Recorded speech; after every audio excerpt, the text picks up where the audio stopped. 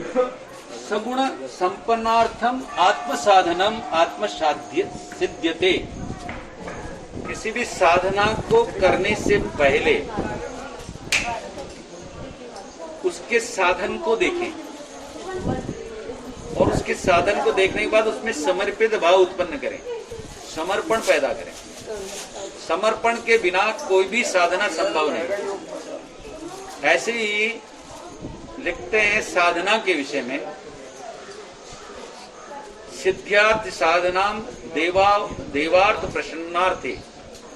कोई भी साधना किसी देवता की प्रसन्नता के लिए अगर की जा रही है, देवार्थ प्रसन्नार्थे यत् समर्पणम भावात् एको तद उपरांते जपेति मंत्रम। पहले आप समर्पण पैदा करिए, उसके तद उपरांत क्या करें? मंत्र जाप करें। क्यों करें मंत्र जाप? क्योंकि देव ऊर्जा अद्यत विद्यमान क्षत्राणि। तो मंत्र जपेम ऊर्जा देदीप्यमानम ऊर्जा इत गृहीता च जीव। उस ऊर्जा जो इस पूरी क्षेत्र में चारों तरफ फैली हुई है, वो ऊर्जा मंत्र के जाप से एकत्रित होती है। जैसे मीठे के ऊपर चींटी एकत्रित हो जाती है, उसी प्रकार देखिए बहुत स्पष्ट लिखा है मंत्र विधान में, जैसे चींटी मीठे पर एकत्रित हो जाती है, ठीक उसी तरह से मंत्र जाप जब बढ़ता है तो ब्रह्मांड में उस पर जो उसकी ऊर्जा होती है वो एकत्रित हो जाती है। जितना मंत्र आपका जब वो एकत्रित हो जाती है, वो ऊर्जा जब एकत्रित हो जाती है तो उस ऊर्जा का जो देवता है, उस ऊर्जा का जो देवता है, यहाँ ऊर्जा भिन्न भिन्न प्रकार की है, उस ऊर्जा का जो देवता है जितनी वो एकत्रित हो जाती है, उस ऊर्जा का जो देवता है वो उस ऊर्जा का देवता उस पर प्रसन्न हो जाता है।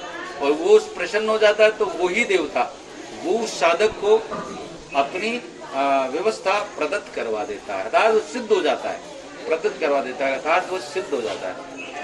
अब ये कहने में श्लोक बहुत सूक्ष्म और बहुत सीधा सा लगता है, पर जब हम इसकी क्रियान्विति करते हैं, जब प्रैक्टिकल करते हैं तो प्रैक्टिकल में बड़ी कठिनाई आती है।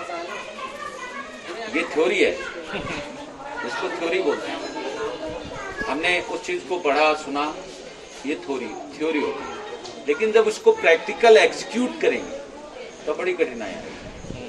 वो ऊर्जा मन नहीं लगेगा, भावनाएं इधर उधर भाग जाएगी, कुछ और उपद्रव है, ऊर्जा के संग्रहित उपद्रव साइड के वो पैदा होने लग जाएंगे, कोई वो देवता तक पहुंचने नहीं देंगे, और वो अगर पहुंच भी गया तो किसी तरह उस देवता का जो पावर है, जैसे भी पावर जनरेट होगा तो आप उसको एक्सेप्ट नहीं कर पाएंगे। बहुत सारी चीजें हैं, जिन चीजों को एक एक चीजों को इस विधि विज्ञान, साधना के विधि विज्ञान के अंतर्गत जानना चाहिए। अगर नहीं जाने तो फिर हम जैसे एक नाव पृथ्वी पर रखी है और दो चप्पू भी रखे हैं, उस पृथ्वी पर उस नाव को कितने उन चप्पू को चलाओ, वो नाव कहीं जाने वाली नहीं। इसी तरह से अगर हम उसके विधि और विधान को नहीं जानते हैं तो उस नाव को कितना ही चलाएं अपन, वो वहीं रहेगी, पृथ्वी पर नाव चलेगी नहीं। नाव को जल में चलाना, लेकिन उसी नाव को जल में डालने के बाद चप्पू चलाएंगे तो वो किसी न किसी गंतव्य तक पहुंच जाएगी। ये मंत्र का एक विधान है, साधना का एक विधान है, देवताओं की साधना का विधान मैंने आपको बताया, क्योंकि वही उसकी आवश्यकता आपको है। तो उस देवताओं को प्रसन्न करने के लिए आपको ऐसा करना चाहिए और इस तरह से ऊर्जा प्रदत्त करके उस प्राकृतिक ऊर्जा को ग्रहण करना चाहिए। वो ऊर्जा ही आपकी साधना, ऊर्जा पर वो देवता प्रसन्न होंगे और वो सदर्श छुड़ाएंगे, आपको पास उपस्थित हो जाएंगे। और उपस्थित होना ही साधना की सिद्धि है, उपस्थित होना ही साधना की। लेकिन उसका अनुभव जरूरी नहीं है कि किसी व्यक्ति विशेष के रूप में हो, किसी शरीर के रूप में हो, किसी वाणी के रूप में हो, किसी दृश्यित चीज के रूप में हो, ऐसा नहीं है। उसकी ऊर्जा का प्रभाव किसी भी रूप में आपके जीवन में आ सकता है। आपकी वाणी की सिद्धता हो सकती है, आपकी शारीरिक क्षमता बढ़ सकती है, आपके सोचने समझने की क्षमता में वृद्धि हो सकती है, आपके मुखारविंद से जो विचार आ रहे हैं वो व्यक्त होंगे तो दूसरे व्यक्ति के विचारों के साथ मेल खा जाएंगे। बहुत सारी साधनाओं का जो फल होता है वो अनेक प्रकार से, भिन्न भिन्न प्रकार से मनुष्य को प्राप्त होता है। तो वो कोई कई आदमी कहते हैं मेरे को तो बालाजी दिखे नहीं। अब इसका मतलब तुम्हारी जो देखने की जिज्ञासा थी दिखेगा नहीं, क्योंकि अंदर आपके अंदर वो व्यवस्था है ही नहीं। इसलिए पहले जो उनकी कृपा या उनका जो आशीर्वाद आपको प्राप्त होता है उसे ग्रहण करिए। तो सात्विक साधना को सत्यव्रत संकल्प के साथ पूरा करिए, तभी आपका जीवन का उद्देश्य पूरा हो। रही बात जहाँ तक जीवन का संचालन का है, उसको सह मार्ग और सहज मार्ग, सह मार्ग किसी के साथ और सहज मार्ग जो आराम से हो जाए। सह मार्ग यानी किसी के साथ और सहज मार्ग यानी आराम से हो जाए, वहां से प्रारंभ करो। किसी के साथ जो कार्य आराम से हो जाए वहां से प्रारंभ। वो जबरदस्ती पहाड़ पे चढ़ने के लिए रोप लग रही है, एक तो मशीन ही लग रही है, और हम जबरदस्ती पैदल जाकर के चढ़ रहे हैं, जबरदस्ती ऊर्जा क्षय कर रहे हैं। अरे जब वो लग रही है तो उसका उपयोग करो। सहज यानी किसी के साथ, सहज यानी किसी के साथ, सहज यानी आराम से उसको प्राप्त करने का, ये जीवन का उद्देश्य बनाइए, तब आपके जीवन का कल्याण होगा। कोई भी काम को करने से पहले उस पर अच्छे से विचार करो। पहले कोई भी काम आप लोग करते हो तो उस पर अच्छे से पहले विचार करो, उसका अच्छे से हानि लाभ का ध्यान करो, पहले अच्छे से उसका प्लानिंग करो,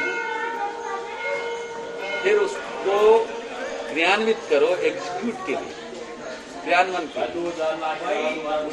उसके बाद में उसके परिणाम की आशा रखो। जब तक आप ऐसा नहीं करते तब तक उसका परिणाम अनुकूल नहीं हो सकता। तो उस परिणाम को अनुकूल करने के लिए आपको ये चीजें हमें अपने समझ में लाना होगा, तब आपका जीवन का उद्देश्य पूरा होगा। बाकी ठीक है, बाकी जैसा चल रहा है उसको और बेहतर बनाने की चेष्टा करो और अच्छा बनाने की चेष्टा करो और अनुकूल बनने की चेष्टा करो, प्रतिकूल से अनुकूल बनने की चेष्टा करो। बस ठीक है, मैंने कहा साधना में बहुत इजी गोइंग है सब। भगवान तो बिल्कुल, अगर राम जी का भजन कर लो आप तो भी प्रसन्न हो जाते हैं, और खूब यज्ञ कर लो तो भी नहीं होता। तो आपने उसमें भाव ही प्रदान है, उचित भाव आप रखते हो, वो आपकी व्यवस्था को सही दिशा कर रहे हैं। तो सभी के लिए, any peoples, any members, all systems क्या कहा है, different system, the all results all one only, system अलग अलग है पर जो परिणाम है समान है, वो केवल सभी का एक ही आता है। तो आप किसी भी चीज को, भजन को, कीर्तन को, चिंतन को कहीं भी ले जाओ, पर उसका परिणाम यदि आना है तो वो सिस्टम में जब हो, लेकिन उसके लिए उस सिस्टम को फॉलो करना पड़ेगा, सिस्टम को फॉलो करना। अगर आप सिस्टम के विरुद्ध जाएंगे तो क्या होगा, वो सिस्टम फॉलो नहीं करेंगे आप, तो परिणाम वो सिस्टम भी आपको फॉलो नहीं करेगा। यदि आपने किसी सिस्टम को फॉलो नहीं किया तो क्या होगा, वो सिस्टम भी आपको फॉलो नहीं करेगा, फिर तो सफलता की आशा ही मत रखो, दूर रहो। तो इसलिए आपको ऐसा सोचना चाहिए, ठीक है।